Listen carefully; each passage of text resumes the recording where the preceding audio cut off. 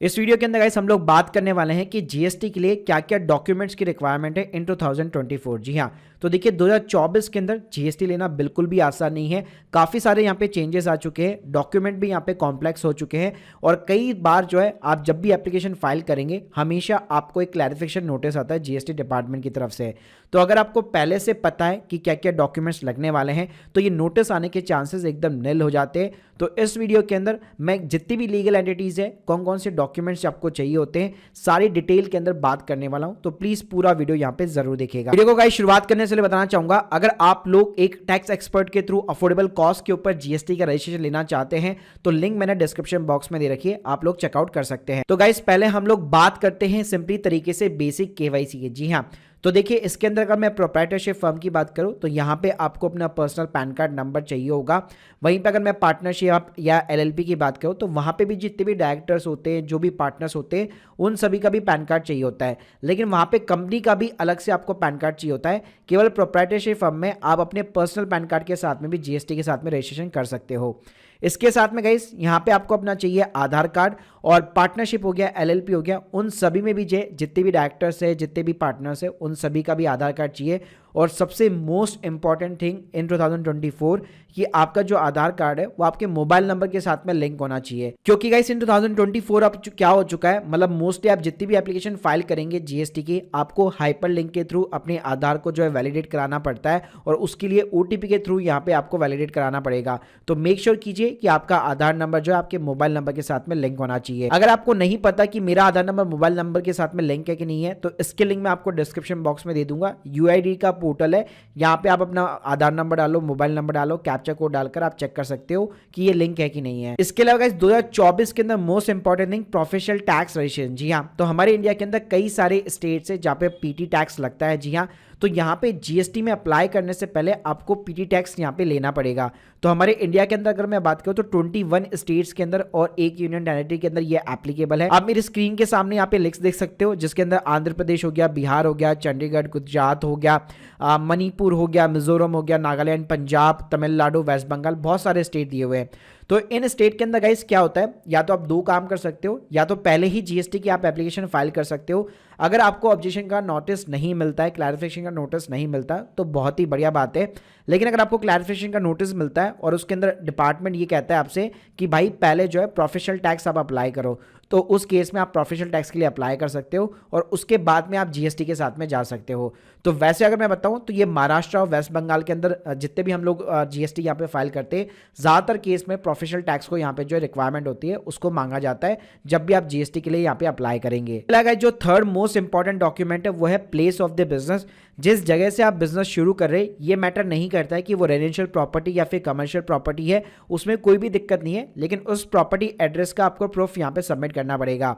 तो देखिए इसको मैंने यहाँ पे 3 कैटेगरी से डिवाइड कर दिया है। अगर आपकी रेंटेड प्रॉपर्टी है, चाहे वो रेजिडेंशियल है या फिर कमर्शियल है, उस केस में आपको एक लेटेस्ट इलेक्ट्रिसिटी बिल कॉपी चाहिए होगा और यहाँ पे जो है आपको एक रेंट एग्रीमेंट भी बनाना पड़ेगा जो कि नोटराइज होना चाहिए, प्रॉपर स्टैम्प पेपर पे होना चाहिए, प्लस उसके अंदर 2 विटनेस भी यहाँ पे शामिल होने चाहिए। मतलब नॉर्मली जैसे रेंट एग्रीमेंट बनता है वैसे आपको बनाना है, प्लस अगर वो नोटराइज नहीं है तो उसको नोटराइज यहाँ पे जरूर करा लीजिएगा।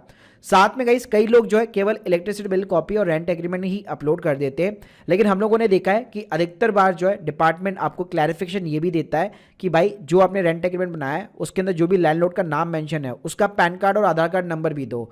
तो अगर आप ये चीज़ आपके लिए पॉसिबल है तो बेटर तो ये रहेगा कि जब भी आप एप्लीकेशन फाइल करते हो उसी टाइम पे आप लैंडलॉर्ड का पैन कार्ड, आधार कार्ड नंबर वेरिफिकेशन पर्पस के लिए डाल सकते हो, अपलोड कर सकते हो। साथ में रेंट एग्रीमेंट हो गया और उसके साथ में इलेक्ट्रिसिटी बिल की कॉपी हो गई अगर आपकी प्रीमाइस रेंटेड है तो। अब गाइस सेकंड केस बात करते हैं जहां पे आपकी प्रीमाइस जो है खुद की है, यानी कि जो जीएसटी बंदा, जो एप्लीकेंट यहाँ पे अप्लाई कर रहा है उसी के नाम पे प्रॉपर्टी है, तो उस केस में आप लेटेस्ट इलेक्ट्रिसिटी बिल की कॉपी हो गई, अगर वो नहीं है तो प्रॉपर्टी टैक्स की पेमेंट की रिसिप्ट हो गई या म्युनिसिपल खाता कॉपी हो गई। तीनों में से कोई भी डॉक्यूमेंट चलेगा जहां पे एप्लीकेट का नाम यहाँ पे मेंशन हो और एड्रेस यहाँ पे मेंशन हो।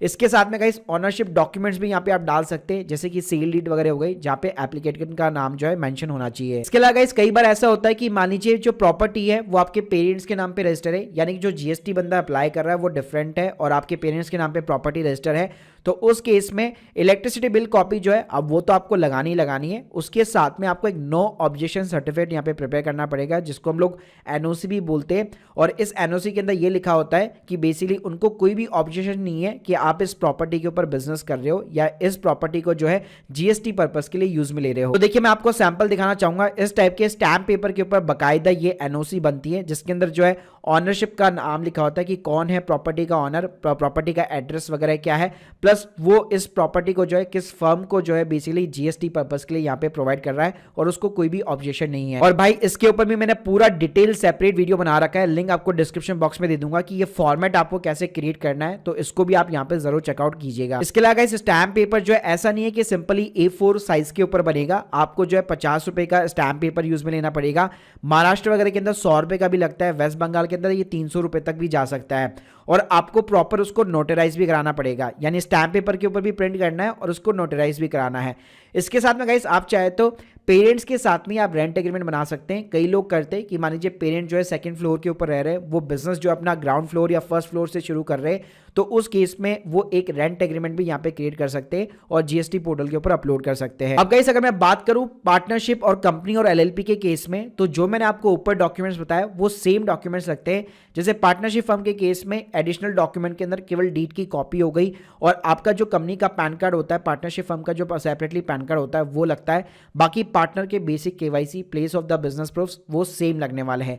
साथ में यहाँ पे एक और एडिशनल डॉक्यूमेंट लगता है जिसको हम लोग कहते हैं ऑथराइजेशन लेटर। तो ये ऑथराइजेशन लेटर जो है इस टाइप का दिखता है, जिसके अंदर कोई भी स्टैम्प पेपर के ऊपर प्रिंट कराने की रिक्वायरमेंट नहीं है। A4 साइज के अंदर सिंपली यहाँ पे ये लिखा होता है, क्योंकि पार्टनरशिप फर्म कंपनी के अंदर मल्टीपल पार्टनर्स होते हैं, मल्टीपल डायरेक्टर्स होते हैं, तो वो सभी मिलकर ना किसी एक पार्टनर को ऑथराइज करते हैं कि ये कंपनी के बिहाफ पे जीएसटी से रिलेटेड जितने भी काम है उन सभी पे साइनिंग वगैरह इसी की होगी।